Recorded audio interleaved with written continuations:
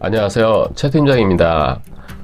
오늘 이 시간은 개인이나 법인 간의 금전 거래를 하면서 뭐 차용증이나 또는 이제 그 차용증을 바탕으로 해서 공증을 이제 하는 경우가 있습니다.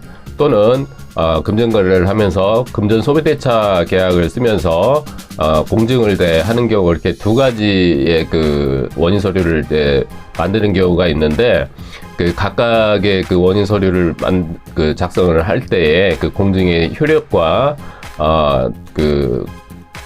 나중에 이제 어떻게 그 공증을 가지고 써먹는 방법, 그거에 대해서 간략하게 알아보도록 해보겠습니다.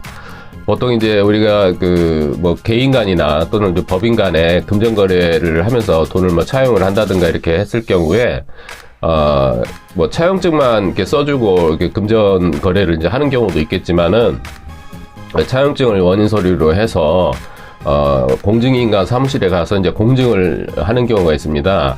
여기서 이제 공증인가 사무실이라고 하는 거는 보통 이제 통상적으로 변호사 사무실을 얘기를 하는데, 여기서 이제 변호사 사무실도 보통 이제 아무런 변호사 사무실이 가서 하는 게 아니고, 법원 앞에 가보면은 공증인가라는 그 간판을 달고 있는 사무실들이 있습니다. 법원에서 공증 업무를 할 수 있게끔 허가가 되어져 있는 사무실에 가서 하셔야 됩니다. 그런 이제 공증인가 사무실에 가셔서 이제 공증을 하게 되는데, 이 차용증을 원인 서류로 해서 공증을 하게 되면은, 그 공증은 이제 보통 인정서라고 하게 됩니다. 인정서. 이 인정서라고 하게 된 이 서류는 통상적으로 공정증서라고 하지를 않고 인정서라고 하게 되는데, 이 효력은 쉽게 말씀을 드리면은 재판을 거치지 않고 강제 집행을 할 수 있는 그런 서류는 아닙니다.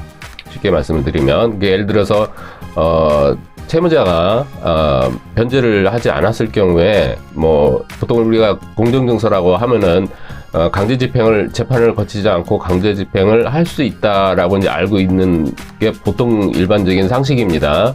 그런데 이 차용증을 원인 서류로 한 공증을 했을 경우에 하는 인정서 같은 경우에는 강제 집행력이 없습니다. 그렇기 때문에 만약에 그 채무자가 변제를 하지를 않았을 경우에는 재판 과정을 거쳐야 됩니다. 재판 과정을 거쳐서 판결문을 얻어서 거기에서 이제 집행문을 발부받아서 강제 집행을 해야 되는 그런 그 서류에 해당이 됩니다. 그러면은 그 인정서가 무슨 표류가 있냐라고 이제 반문을 하실 수가 있습니다. 그러면은 이 인정서의 이제 효력은 무엇이냐? 재판을 하는 과정 중에 보통 이제 차용증만 가지고 만약에 원인 서류로 해서 재판을 할 경우에는 다툼이 있을 수가 있습니다. 법원에서. 예를 들어서 채무자가 이 차용증에다가 도장 날인을 했는데, 뭐 자기 도장이 아니라는 둥, 뭐 내가 직접 서명 날인을 안 했다는 둥, 이런 식으로 이제 다툼이 있을 수가 있는데, 이 인정서가 원인 서류가 됐을 경우에는 그러한 다툼이 없이 바로 판결문이 나오는 그런 효과가 있습니다. 그래서 이제 인정서를 이제 작성을 하는 경우가 있습니다. 자, 그러면 이제 두 번째로 금전 소비대차 계약에 의한 공증을 하는 경우가 있습니다. 금전 소비대차 공증. 자, 요게 이제 바로 공정증서가 되겠습니다. 금전 소비대차, 예를 들어서 금전 거래를 하면서 금전 소비대차 계약서를 작성을 하면서 같이 공증을 할 경우에 이 서류가 바로 공정증서라고 합니다. 그 겉표지 표면에 공정증서라고 표지의 겉표지 표면에 그렇게 쓰여져 있습니다. 요거를 이제 공정증서라고 얘기를 하고, 이 서류에 이제 주된 효력이 바로 일반적으로 알고 계시는 것처럼, 채권자들이 알고 계시는 것처럼 재판 과정을 거치지를 않고 바로 강제 집행, 채무자가 이제 채무를 자기가 변제를 하지 않았을 경우에 바로 강제 집행을 할 수 있도록 하는 그 효력을 가지고 있는 게 바로 이 금전 소비대차 계약에 의한 그 공정증서가 해당이 되겠습니다. 이게 이제 차용증에 의한 인정서하고 금전 소비대차 계약에 의한 공정증서하고의 가장 큰 차이점이 되겠습니다. 그래서 이제 이 두 가지 서류가 공증에서 이제 그 차이가 있는 부분이 가장 큰 차이점이 되겠는데, 통상적으로 하나는 이제 재판을 거쳐야 되는 인정서가 되겠고, 하나는 재판을 거치지 않고 바로 그 강제 집행을 할 수 있는 금전 소비대차 계약 공정증서가 되는데, 이 서류가 통상적으로는 뭐 어떻게 보면 채권자 입장에서 보면은 간편한 그러한 이제 그 뭐 서류가 될 수도 있겠지만은, 실질적으로 제가 실무에서 채권 추심을 이 원인 서류로 해서 집행을 하다 보면은 채무자가 가진 게 없는 경우가 거의 대부분입니다. 이 채권 원인 서류가 공정증서일 경우에는. 그럼 결국에는 이 얘기는 무슨 얘기냐면은 채무자에게 시간을 벌어주는 경우밖에는 없어요. 공정증서가 쓰여지는 원인을 살펴보시면은 그 원인을 알 수가 있어요.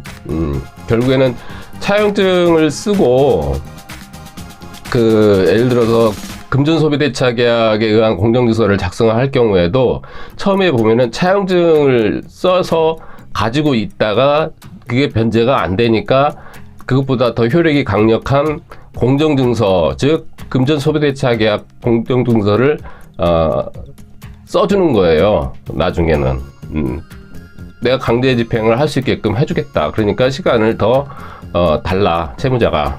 그때 가서 변제를 해줄게. 만약에 변제를 안 하면 내 재산에다가 강제 집행을 해도 좋다.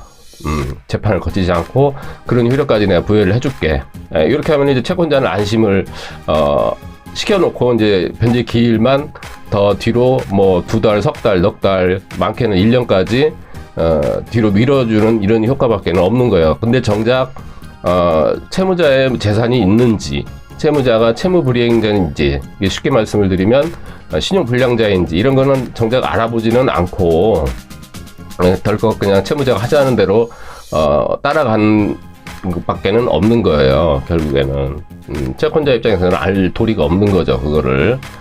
그렇기 때문에 결국에는 그런 공정증서가 결국 그 뭐 휴지 조각으로 전락하는 경우가 거의 대부분입니다.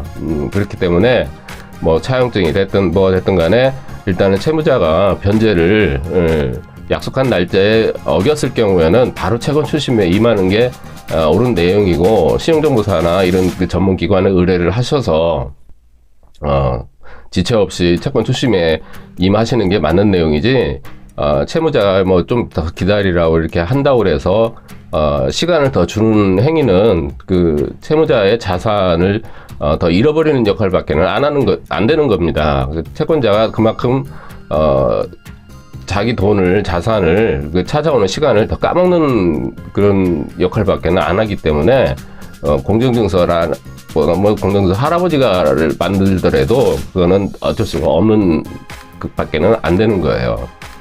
그렇기 때문에 뭐 인정서가 됐던 또는 금전소비대차 계약에 의한 공정증서가 됐던 간에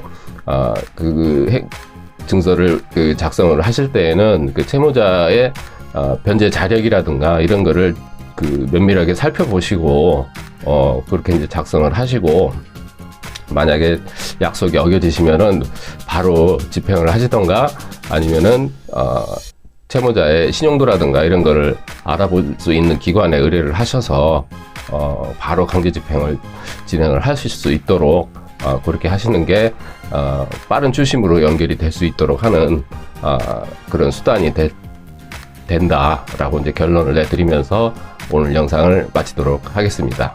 이상 최 팀장이었습니다. 감사합니다.